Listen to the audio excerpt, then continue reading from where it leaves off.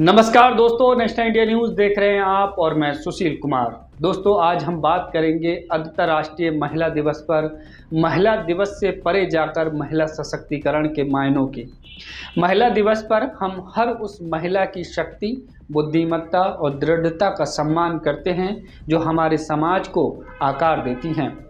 लेकिन हमें सिर्फ जश्न नहीं मनाना चाहिए, हमें उठना होगा उस विरोधाभास के खिलाफ जहां एक ओर देवियों की पूजा की जाती है और दूसरी ओर महिलाओं को बेड़ियों में जकड़ा जाता है।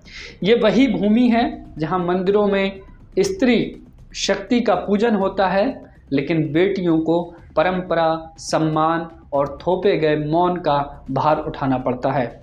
भारत का इतिहास जलते हुए संघर्षों और दूरदर्शी नेतृत्व की एक गाथा है। झलकारी बाई की तलवार से लेकर सावित्रीबाई फूले की लेखनी तक वीरांगनाएं अहिल्याबाई होलकर, रानी दुर्गावती, रानी लक्ष्मीबाई और कित्तूर चेन्नम्मा से लेकर आज की अग्रणी महिलाएं रोशनी नादर, जो कि आईआईटी कंपनी की पहली भारतीय महिला प्रमुख हैं, टेसी थॉमस, जो कि भारत की मिसाइल वूमन कही जाती हैं, गीता गोपीनाथ, आईएमएफ की डिप्टी एमडी, और ऋतु करिधल, भारत के मंगल मिशन में प्रमुख वैज्ञानिक। भारतीय महिलाओं ने हमेशा संभावनाओं को नई परिभाषा दी है, फिर भी ये क्रांति अधूरी है, क्योंकि उनके सफ़र में अब भी लिंग भेद, सामाजिक बाधाएं और परंपराओं की बेड़ियां आड़े आती हैं। हमें केवल उत्सव मनाने से आगे बढ़कर एक ऐसा समाज बनाना होगा जहां उनकी आकांक्षाओं की कोई सीमा ना हो। हमें केवल प्रतीकात्मक आयोजनों से आगे बढ़कर ठोस बदलाव के लिए प्रतिबद्ध होना होगा। समान वेतन, सुरक्षा, शिक्षा और हर महिला के लिए सम्मान। भारत की प्रगति तब तक अधूरी रहेगी जब तक उनकी महिलाओं की असीम संभावनाएं पूरी तरह साकार नहीं होती।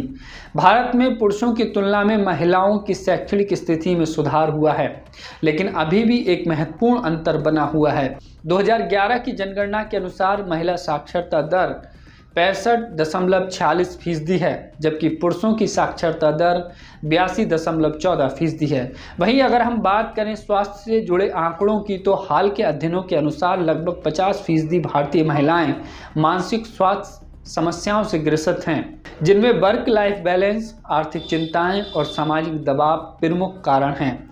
ग्रामीण क्षेत्रों में महिलाएं स्वास्थ्य सेवाओं से वंचित हैं, जिससे उनकी स्वास्थ्य स्थिति पर नकारात्मक प्रभाव पड़ता है। एक रिपोर्ट्स के अनुसार 2021 में जहां 40% महिलाएं अपने स्वास्थ्य को प्राथमिकता देती थीं, वहीं 2023 में यह आंकड़ा बढ़कर 48% हो गया है, जो स्वास्थ्य के प्रति बढ़ती जागरूकता को दर्शाता है। इस महिला दिवस पर हमें खोखले सशक्तिकरण के नारे और दिखावे की राजनीति को अस्वीकार करना होगा। सच्ची मुक्ति का अर्थ है प्रतिसत्ता, जाति आधारित भेदभाव और पूंजीवादी शोषण का अंत। ये न्याय, समानता और स्वतंत्रता के नए मायने गढ़ने की मांग करता है, ताकि LGBTQ+ महिलाएं बिना भय के प्रेम और जीवन जी सकें। हमें शक्ति को केवल सहन शक्ति के रूप में नहीं, बल्कि एक सामूहिक क्रांति के रूप में परिभाषित करना होगा, जो दमनकारी व्यवस्थाओं को जड़ से खत्म कर दे। एकजुटता हमारा सबसे बड़ा हथियार है।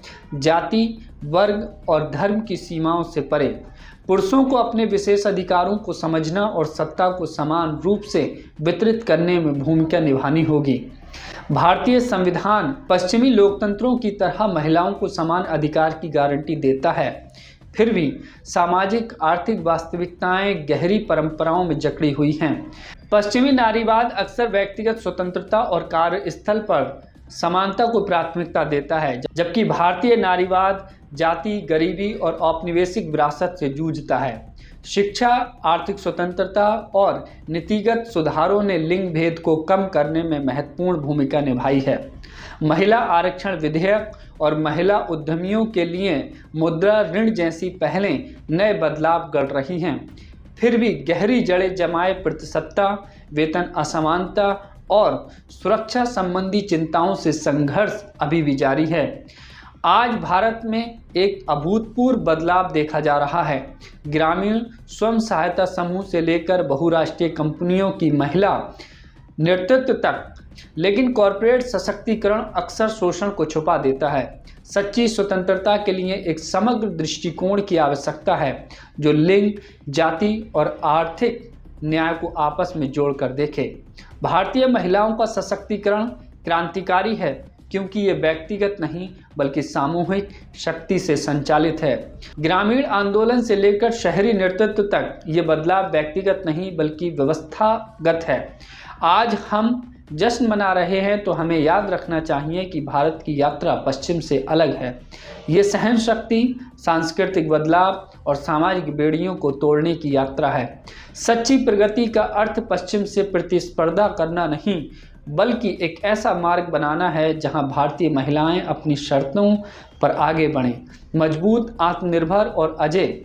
स्वामी विवेकानंद ने कहा था, जब तक महिलाओं की स्थिति में सुधार नहीं होगा तब तक दुनिया का कल्याण संभव नहीं है।